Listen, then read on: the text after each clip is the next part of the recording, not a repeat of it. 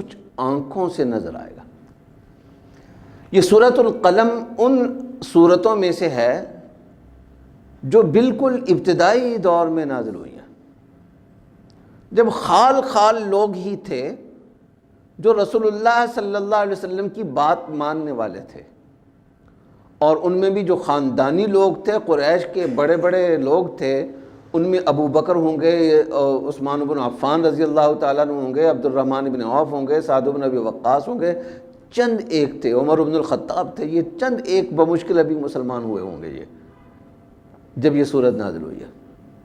صورتحال مکے میں یہ تھی کہ آپ کی بات سننے کے لیے کوئی تیار نہیں تھا، اور زیادہ تر آپ کے نام لیوا بلال حبشی جیسے، صہیب رومی جیسے، عمار بن یاسر جیسے، سمیہ جیسے، اس طریقے کے غریب غربے تھے۔ سرداروں میں کوئی آپ کی بات ماننے والا نہیں ہے، مکے میں کوئی آپ کی سننے والا نہیں ہے، لیکن قرآن نے کہا کہ سب کچھ تم اپنی آنکھوں سے دیکھو گے۔ جب آنکھوں سے دیکھو گے تو پتہ چل جائے گا کہ پاگل کون ہے۔ فَسَتُبْصِرُ وَيُبْصِرُونَ بِأَيُّكُمُ الْمَفْتُونُ، یہ ان کی بات کا جواب بھی ہے اور رسول اللہ صلی اللہ علیہ وسلم کی تسلی بھی ہے کہ آپ کو پورا یقین رکھنا چاہیے، سب کچھ کھل کے سامنے آ جائے گا، پریشان نہیں ہونا آپ نے۔ إِنَّ رَبَّكَ هُوَ أَعْلَمُ بِمَنْ ضَلَّ عَنْ سَبِيلِهِ وَهُوَ أَعْلَمُ بِالْمُهْتَدِينَ۔ اے نبی جی، آپ کے رب کو زیادہ پتہ ہے، وہ پورے طور پر جانتا ہے کہ اس کے راستے سے ہٹا ہوا کون ہے، اور اس کے راستے پر چلنے والے ہدایت یافتہ لوگ کون ہیں، یہ تمہارے رب کو پورا پورا پتہ ہے۔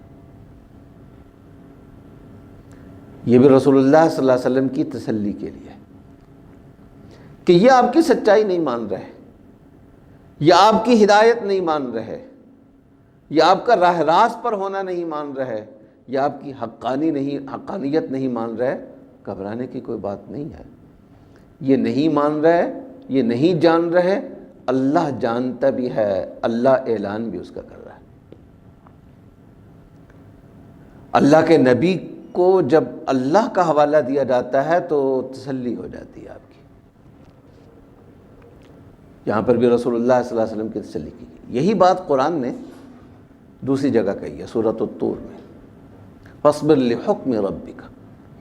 ان کے اعتراضات، ان کی گھٹیا قسم کی باتیں، ان کی وجہ سے آپ دل تھوڑا نہ کریں، اپنے رب کے فیصلے پر، اپنے رب کے حکم پر جمے رہیں۔ مکی دور میں جماؤ کی بات قرآن نے یہ زیادہ کہی ہے، اس لیے کہ مخالفتیں زیادہ تھیں، تو وہاں پر بھی یہی کہا اصبر لحکم ربک فإنک بأعیننا۔ یہ آپ کے بارے میں کیا کہتے ہیں، ان کی کیا رائے ہے، ان کے تبصرے کیا ہیں، اس کو چھوڑیے، آپ بس اپنے ذہن میں یہ رکھیے کہ آپ ہماری نظروں کے سامنے ہیں۔ فإنک بأعیننا، تو یہاں پر بھی قرآن یہی کہہ رہا ہے کہ آپ کو علم ہونا چاہیے، آپ کے ذہن میں یہ بات ہونی چاہیے کہ آپ ہدایت پر ہیں، تو اللہ جانتا ہے کہ آپ ہدایت پر ہیں۔ آپ کے اندر خود اعتمادی ہونی چاہیے، اس لیے کہ آپ اپنی مرضی سے نہیں چل رہے، آپ اللہ کے حکم سے، اللہ کی نظروں کے نیچے چل رہے ہیں، اور اس خود اعتمادی کا، اس تسلی کا نتیجہ یہ ہونا چاہیے کہ فلا تطع المکذبین، یہ جو جھٹلانے والے ہیں، سچائی کو نہ ماننے والے ہیں، ان کی باتوں میں ہرگز نہ آئیں، ان کی باتوں کا کوئی اثر نہ لیں، اپنی بات پر جمے رہیں، ڈٹے رہیں۔ وَدُّوا لَوْ تُدْهِنُ فَيُدْهِنُونَ، اس لیے کہ ان لوگوں کی ایک خواہش ہے، وہ یہ چاہتے ہیں کہ آپ دین کے معاملے میں، حقانیت کے معاملے میں، اللہ کی وحدانیت کے معاملے میں، اللہ کی ربوبیت کے معاملے میں کچھ نرم پڑ جائیں تو یہ بھی نرم پڑ جائیں۔ گویا وہ کمپرومائز چاہتے ہیں، اور حقیقت یہ ہے کہ ان کا کمپرومائز چاہنا یہ ان کی پہلی شکست تھی، جس کا انہیں اندازہ ہی نہیں تھا۔ لیکن رسول اللہ صلی اللہ علیہ وسلم کو اللہ نے یہ کہا کہ دین کے معاملے میں، سچائی کے معاملے میں، عقیدے کے معاملے میں کوئی کمپرومائز نہیں ہوگا۔ وہ کہتے ہیں 10 خدا ہیں اور آپ کہتے ہیں صرف ایک رب ہے، ایک خدا ہے اور کوئی نہیں ہے، تو تھوڑا سا سمجھوتا کر لیتے ہیں کہ ایک اصل خدا مان لیں اور باقی جو 9 ہیں ان کو اس بڑے خدا کا اسسٹنٹ مان لیں، چھوٹے خدا مان لیں۔ یا ہم 10 کہتے ہیں، تم ایک کہتے ہو، تو چلو 5 پہ آ جاتے ہیں، ہم تھوڑا سا نیچے اترتے ہیں، تھوڑا سا تم اوپر چڑھ جاؤ، کچھ لو کچھ دو کی بنیاد پر۔ قرآن نے کہا نہیں، اس طرح کی کسی بات میں نہیں آنا۔ عقیدے کے اعتبار سے، سچائی کے اعتبار سے تو رسول اللہ صلی اللہ علیہ وسلم کے بارے میں اس بات کا کوئی امکان تک نہیں تھا کہ آپ کسی قسم کے کمپرومائز پہ آئیں گے۔ اخلاق اور چیز ہوتی ہے، سچائی پہ سمجھوتا اور چیز ہوتی ہے۔ اخلاق آپ کے بیان ہو چکے، لیکن اخلاق کا یہ مطلب نہیں ہے کہ سچائی پہ سمجھوتا کر لیں۔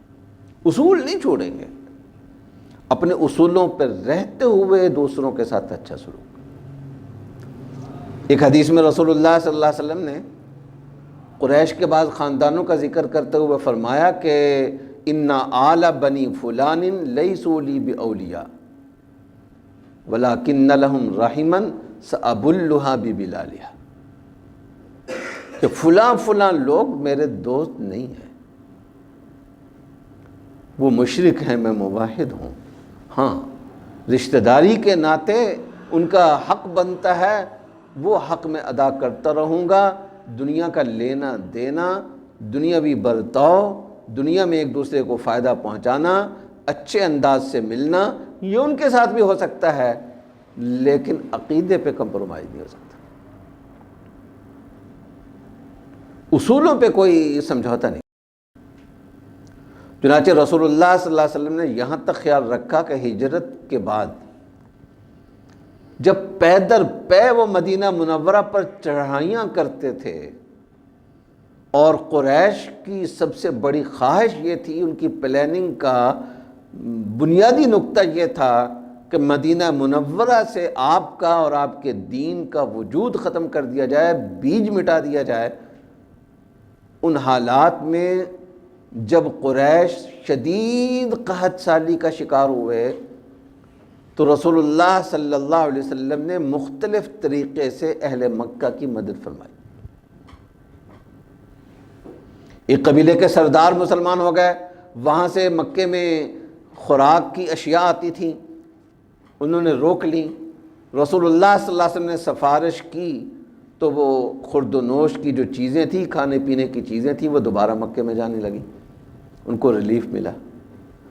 رسول اللہ صلی اللہ علیہ وسلم نے قریش کے بعض سرداروں کو بھاری رقوم بھیجیں کہ ان کی خوراک خرید کر، کھانے پینے کی اشیاء خرید کر مکے میں تقسیم کر دی جائے۔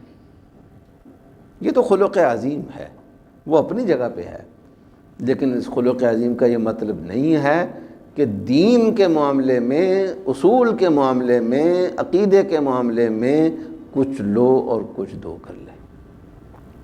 وَدُّوا لَوْ تُدْهِنُوا فَيُدْهِنُونَ، وہ یہ چاہتے ہیں کہ آپ بھی ڈھیلے پڑ جائیں، وہ بھی ڈھیلے پڑ جائیں، بس یوں ہی کام چلتا رہے۔ ایسا نہیں ہوگا، آپ اپنی دعوت کو لے کر تسلسل سے اور پورے اخلاق کے ساتھ، لیکن پورے تسلسل کے ساتھ آگے چلتے رہیں۔